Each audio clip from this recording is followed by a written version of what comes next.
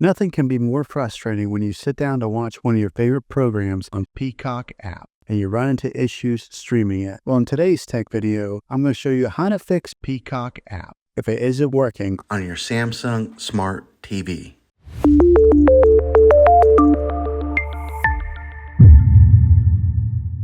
Let's see if we can fix your problems and get your Peacock App back up and running as quickly as possible. The first one, it's the easiest one to try, and that's to unplug your TV from the wall outlet and wait 60 seconds. Now, don't be impatient here. Wait the whole 60 seconds, then plug it back in. This is very different from turning your TV on and off with your remote control. This is what we call a hard reset of your TV, so make sure you do this method. If that doesn't work, then find your router that is giving you Wi-Fi and unplug the power to that for 60 seconds. Then plug it back in. If it fixes it, great. If not, let's go ahead and move on to the next method. Try deleting Peacock App on your TV. Go to wherever the apps are located on your system and remove the app altogether. Then reinstall Peacock App again. After you reinstall it, you might have to log back in with all of your credentials, but hopefully this will work. And if that doesn't work, then I recommend buying an affordable Roku stick, Fire Stick, or Apple TV 4K and plug that into your TV and use that as your main streaming player, and you'll be able to access Peacock App that way. I'll put links in the description down below of where you can get one. There you have it, folks.